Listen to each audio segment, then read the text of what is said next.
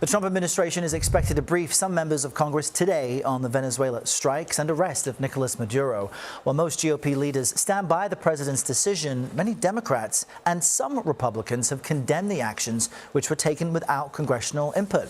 CBS News congressional correspondent Nikole Killion joins us now live from Capitol Hill to discuss this. Nikole, good Monday morning to you. So, considering there is a constitutional role for Congress when it comes to any president wanting to wage war, what has the reaction there been to the weekend's developments? Well, that's right. And, for that reason, many lawmakers, more specifically many Democrats, feel that Congress was bypassed in this process, although we have heard from a few Republicans, most notably Maine's Susan Collins, who said that Congress should have been notified ahead of time and sooner than when they did officially speak with administration officials. And many lawmakers over the weekend saying they spoke, for instance, with Secretary of State Marco Rubio following these strikes. He is one of several administration officials who will be here on Capitol Hill later today to brief congressional leaders as well as the leaders of the various committees of jurisdiction, both in the House and Senate this afternoon. Take a listen to how some lawmakers responded to the strikes over the weekend.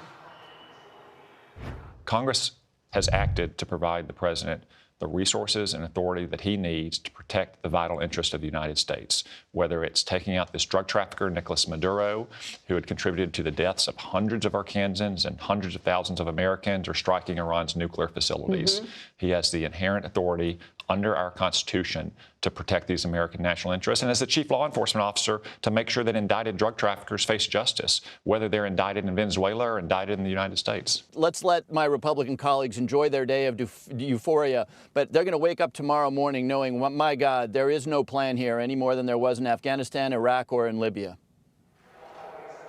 And so that really is the hope for this briefing later today, that lawmakers can get more clarity around some of these next steps.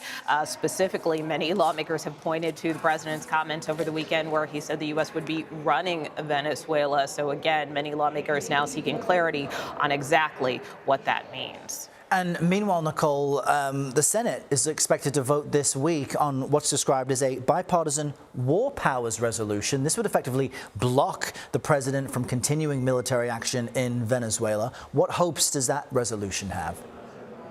Yeah, that's right. Well, basically, it would bar or prohibit future military action in Venezuela without congressional approval. This is a resolution that has been brought forth before, as we saw, those attacks escalating, for instance, on boats in the Caribbean over the fall and early winter. And so this is a measure that will likely be put forth yet again by Virginia Senator Tim Kaine, who is on CBS Mornings, saying that he plans to bring this up again this week. Now, we did see when it has previously been brought up that there were a few Republicans that did support the measure, but that is really what we will be watching for this week, whether or not we see any other Republicans sign on to this besides those who have sponsored this measure.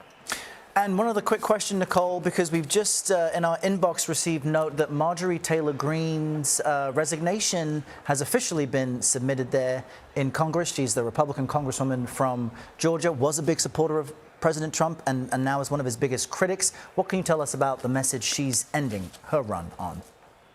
Yeah, that's right. Well, you recall we spoke pretty extensively to Marjorie Taylor Greene last month before she left Washington. And, she told me that she has no regrets. And obviously, she was a firebrand here in Congress and had her share of controversies and, heated arguments with various members. But she says she doesn't regret any of that, even as she now seeks to turn the page on what she says are now toxic politics in this country. More specifically, obviously, we saw that very notable break with the president shortly after that vote surrounding the release of the Epstein files. Marjorie Taylor Greene, however, though, telling me at this point she has no plans to continue a career in politics, so she won't fully rule that out. So we'll have to see ultimately what's next for her, aside from her engagement over the holidays.